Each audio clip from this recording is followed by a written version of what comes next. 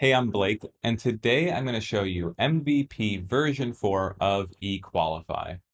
Now, we've already tested several different versions of eQualify, and every time we release a version, we're moving closer and closer to the ultimate goal of providing a useful and new accessibility tool. This latest version focuses on dashboards and reporting. So the last few versions have really focused on scanning and how we're doing that, but we're really focused on dashboards and reporting on this version. And I have to say, we're getting super close to that big goal of beta. I think in the next month or two, we're going to have a version that is really useful for a wide variety of folks who need accessibility reporting and need it in a very affordable manner. So I'm really excited to get this out here and get you start using it. So without further ado, let's just jump right in. So I'm going to log in here and look at the main dashboard of eQualify. And immediately what you'll see is that we're focusing on specific errors instead of grouping errors into a page. So before in the last version, we had all the pages listed out and it just said 5 errors. Right now, um, we list out the different errors. So I'm highlighting right now on our dashboard, very low contrast, and we'll have different errors listed out on that dashboard.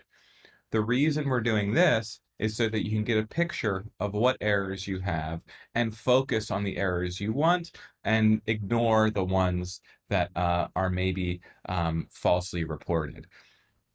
The other big piece of having individual errors reported out is we can create new reports that are around specific errors.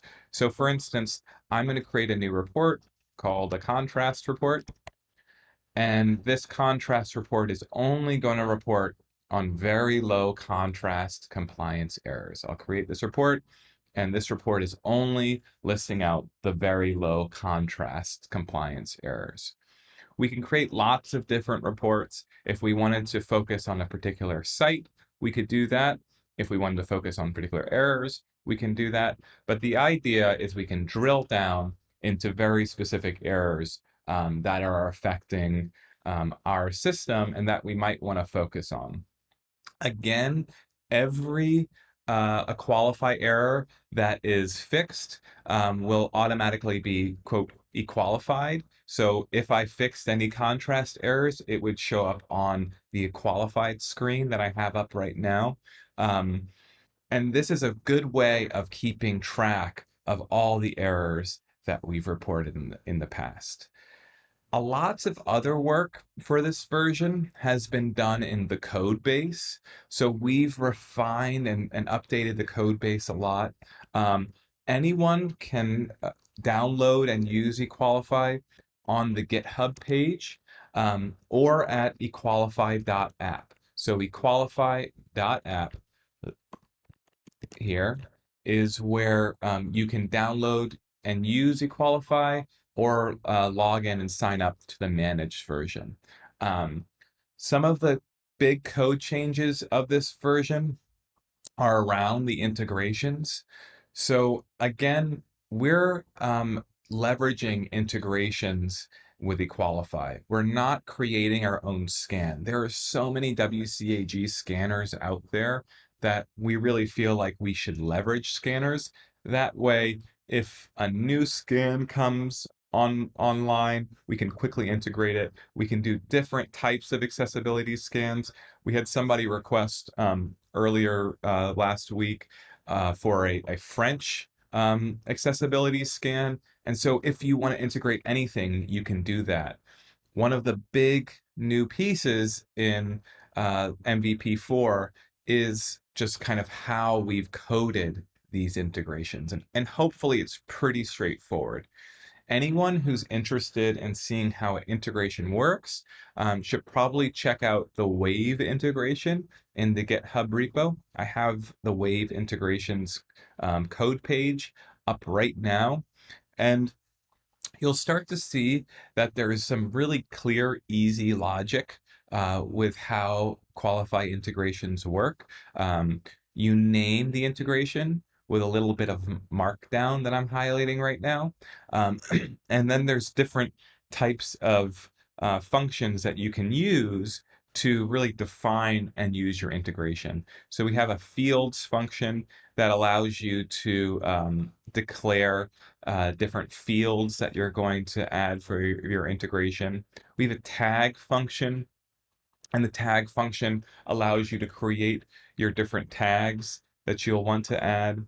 Um, and then your URL function. So this is what you would scan any URL against. Any integration can basically take a URL that Equalify produces and then do anything with it. The other function that we have is an alert function. So this is actually how an alert is written and put together. I'm not going to go over these individual functions in this basic video, but I will link and share with anybody on the Equalify wiki page, which is also accessible in this GitHub repo, a very kind of step-by-step how-to video about how to create an integration. So check out Equalify's wiki on the GitHub for more information about an integration. Aside from that, I just wanted to thank our contributors again, the 4 new contributors.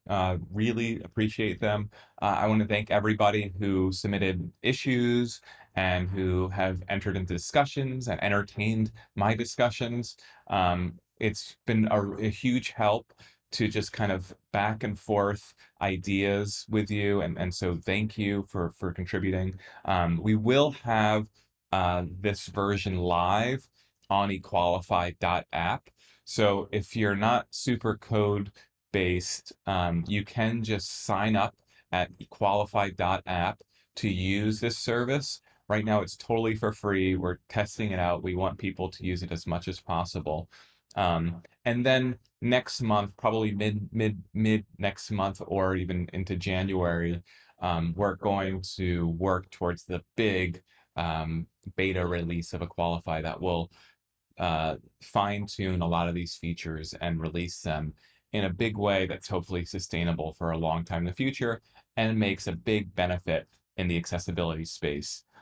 So thanks again for using Equalify, for being part of the community, and we hope to see you next time Equalify launches. Thanks.